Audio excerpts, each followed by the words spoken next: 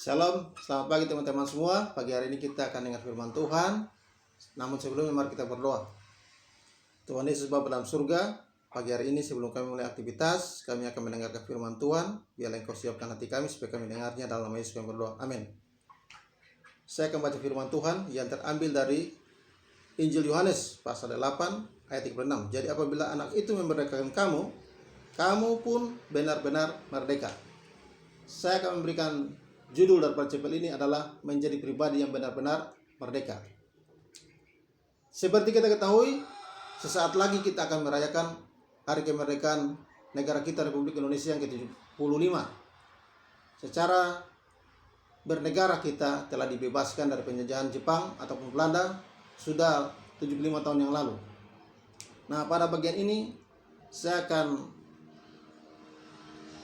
memulai penjelasan daripada ayat ini. Seperti kita ketahui bahwa dalam menjalani kehidupan ini, kita menjalani kehidupan yang terdiri dari dua bagian. Yang pertama, kehidupan yang kita jalani secara jasmani, di mana kita sudah dimerdekakan dari penjajahan Jepang ataupun Belanda. Dan bagian yang kedua adalah kita menjalani kehidupan secara mental spiritual. Nah, pada bagian kedua inilah banyak dari kita atau manusia itu masih berada di bawah kuasa dosa atau perhambaan dosa. Nah, karena kita berada dalam kuasa dosa dan perhambaan dosa, maka ketika kita ingin melakukan hal-hal yang baik, maka kita menemukan diri kita melakukan hal-hal yang jahat atau yang buruk. Ketika kita ingin menyenangkan hati Tuhan, kita mendapati diri kita justru melakukan hal-hal yang melanggar hukum dan menyakiti hati Tuhan. Itu bukti bahwa kita masih berada di bawah pengaruh kuasa dosa. Nah, pada penjelasan ini saya akan membahas 3 bagian. Bagian yang pertama adalah bagaimana kita mengenal sumber-sumber dosa dalam hidup kita. Yang kedua, bagaimana cara Allah melepaskan kita daripada kuasa dosa. Dan yang ketiga, bagaimana cara manusia melepaskan diri daripada belenggu dosa. Kita masuk pada bagian yang pertama, yaitu mengenal sumber-sumber dosa dalam kehidupan kita. Alkitab mengatakan bahwa dosa masuk ke dalam dunia oleh satu orang. Dan oleh satu orang itu dosa telah menyebar ke seluruh manusia, sehingga manusia semuanya telah berbuat dosa. Itu berarti bahwa di dunia ini tidak ada satu manusia pun yang lolos terlepas daripada pengaruh dosa, daripada kuasa dosa. Itulah sebabnya ketika kita ingin melakukan hal-hal yang baik, ya, maka kita justru melakukan hal-hal yang tidak baik. Jadi tidak ada manusia di bawah kolong langit ini yang bisa lolos atau bebas dari kuasa dosa. Semua orang telah berada di bawah kuasa dosa. Baik itu dia anak-anak, baik dia itu remaja, orang dewasa sampai orang tua, semuanya itu berada di bawah kuasa dosa. Nah, kalau kita lihat di dalam Mazmur pasal 51 ayat yang kelima dikatakan, dalam kesalahan aku diperenakan dan dalam dosa aku dikandung ibuku. Ayat itu menjelaskan kepada kita bahwa pada waktu kita masih dalam kandungan pun kita sudah berada di bawah kuasa dosa. Kita sudah berada di bawah pengaruh dosa yang kita terima dari orang tua, yang kita terima dari nenek moyang, yang kita terima dari Adam sebagai nenek moyang kita. Dan dosa itu yang sering disebut sebagai dosa turunan. Dan ketika kita lahir, kita membawa potensi dosa dalam hidup kita. Kita membawa potensi untuk bisa berbuat dosa dalam kehidupan kita. Jadi kita lahir dalam kondisi membawa potensi untuk berbuat dosa dalam kehidupan kita. Sehingga tanpa diajar pun manusia sudah bisa berbuat dosa. Itu bagian yang pertama. Bagian yang kedua adalah lingkungan. Kita tahu bahwa lingkungan itu mempengaruhi kehidupan manusia. Kalau kita lahir dibesarkan dalam sebuah lingkungan yang berdosa, yang jahat, yang penuh dengan kejahatan, maka nilai-nilai dosa dan nilai-nilai kejahatan itu akan terbentuk dengan secara otomatis dalam kehidupan kita. Dan setelah dia terbentuk, maka dia akan membentuk watak atau tabiat kita menjadi watak tabiat yang berdosa. Nah, kalau nilai-nilai dan watak yang berdosa itu sudah terbentuk, maka dia akan menguatkan tabiat dosa tadi itu, dosa turunan.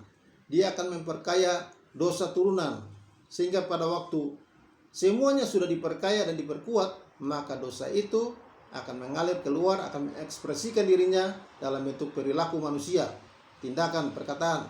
Manusia berpikir tentang dosa, manusia berkata-kata tentang dosa, manusia berbuat perbuatan dosa. Itulah wujud daripada dosa yang keluar terekspresi dari kehidupan kita. Jadi kalau kita perhatikan betapa lingkungan itu berpengaruh dalam kehidupan seseorang sebagai sumber datangnya dosa. Kita dapat melihat contoh di dalam Yesaya pasal yang ke-6 ayat yang ke-5 itu dikatakan, celakalah aku sebab aku najis bibir, karena aku tinggal di tengah bangsa yang najis bibir. Jadi yang membuat Yesaya menjadi najis bibir karena dia tinggal di tengah-tengah lingkungan bangsa Israel yang memang najis bibir. Dan itu bukti bahwa lingkungan memang bisa mempengaruhi kehidupan seseorang menjadi berdosa. Jadi sumber daripada dosa itu bisa datang dari lingkungan. Yang ketiga, bahwa sumber dosa itu juga dia bisa berasal dari dalam diri, yaitu keinginan kita. Alkitab mengatakan bahwa kecenderungan manusia adalah seakan-akan berbuat dosa. Jadi keinginan manusia itu, kecenderungan manusia itu, keinginan itu selalu kepada dosa.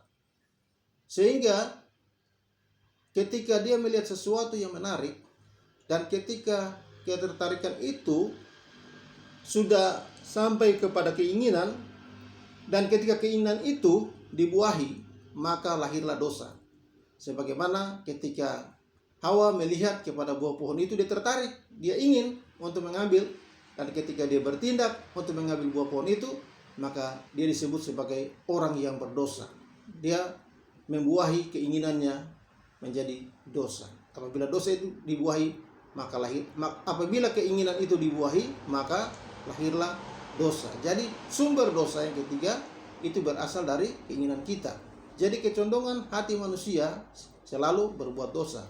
Dan bisa kita jelaskan dalam hal yang sederhana. Misalnya, apabila kita melihat sebuah pohon itu dia miring atau dia condong ke arah barat, maka demikian dia akan rubuh ke arah barat. Dia tidak mungkin roboh ke arah yang lain. Kenapa? Karena seluruh berat atau bobot daripada pohon itu bertumpu kepada arah barat. Nah, selain dia bertumpu ke arah barat, juga ada gaya gravitasi bumi yang menarik dia turun, sehingga dia tidak mungkin jatuh ke arah lain. Dia akan roboh ke arah barat. Tidak ada peluang untuk dia roboh ke arah yang lain. Dan itu adalah gambaran tentang hati manusia, keinginan manusia, condong untuk berbuat dosa. Ketika dia punya keinginan untuk berbuat dosa, maka keinginan atau kenikmatan dosa, ketertarikan dosa itu akan menarik dia, sehingga tidak dia harus berbuat dosa. Dia tidak mungkin lolos, dan itu merupakan sebuah sumber dosa. Itu bagian yang pertama. Yang kedua, bagaimana Allah mengatasi dosa.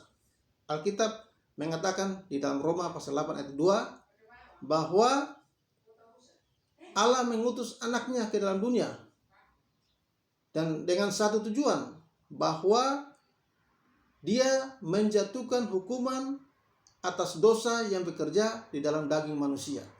Jadi tujuan Yesus datang ke dunia itu salah satunya adalah untuk menghukum dosa yang bekerja di dalam daging manusia, sehingga kuasa dosa itu dihancurkan dan manusia tidak lagi tunduk dan berada di bawah kuasa dosa. Dan itu cara kerja Allah untuk mengatasi dosa di dalam kehidupan manusia. Jadi dalam kehidupan kita ini, Yesus dalam menjatuhkan hukuman terhadap kuasa dosa yang bekerja, sehingga kita punya kemampuan untuk tidak tunduk lagi kepada kuasa dosa. Itu cara Allah. Bagian yang ketiga, jadi tadi itu bagian yang kedua, sekarang bagian yang ketiga. Bagaimana cara manusia melepaskan diri dari dosanya? Yang pertama, tentu dia harus meninggalkan dosa, atau dengan kata lain dia harus bertobat. Kenapa dia bertobat? Karena dia sadar bahwa akibat dosa itu bisa mendatangkan penderitaan. Akibat dosa itu bisa mendatangkan sakit penyakit, dan pada akhirnya mendatangkan maut. Atas kesadaran itulah dia ambil keputusan untuk meninggalkan perbuatan dosanya. Itu yang pertama. Yang kedua, dia tidak cukup hanya untuk meninggalkan perbuatan dosa, tetapi dosa juga harus meninggalkan dia. Karena itu dosa yang ada di dalam dirinya itu perlu dikeluarkan, perlu dicabut. Ya, perlu dicabut. Dan apabila dicabut dari dalam diri benih dosa itu, maka dengan sendirinya dia tidak akan mungkin bisa berbuat dosa lagi. Dia tidak cukup meninggalkan dosa. Kalau hanya sekedar meninggalkan dosa, tapi masih ada benih dosa dalam hidupnya, dia akan kembali berbuat dosa. Karena itu dia perlu dosa itu, benih itu harus dicabut. Seperti firman Tuhan bilang, setiap tanaman yang tidak ditanam oleh Bapa perlu dicabut sampai ke akar-akarnya. Jadi untuk supaya kita tidak tunduk di bawah pengaruh dosa, di bawah perbudakan dosa, dosa itu harus dicabut sampai ke akarnya.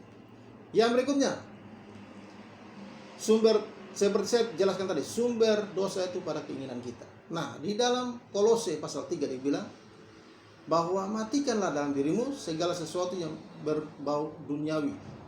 Artinya keinginan-keinginan kita yang duniawi, yang condong kepada dosa itu, yang tertarik kepada dosa itu harus dimatikan, harus ditanggulangi, ya.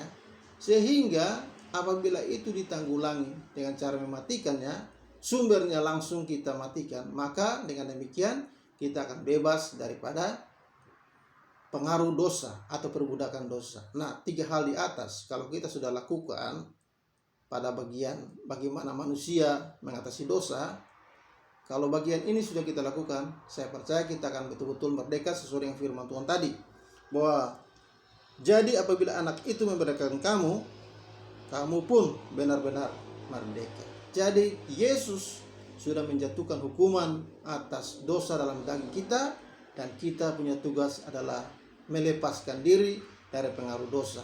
Semoga kita menjadi orang yang benar-benar merdeka, bukan hanya secara fisik, tetapi juga secara mental, spiritual. Kiranya firman Tuhan ini menjadi berkat bagi kita. Kita berdoa. Tuhan Yesus, terima kasih buat firman Tuhan. Kami sudah dengar dan kami akan melakukannya. Haleluya. Amin.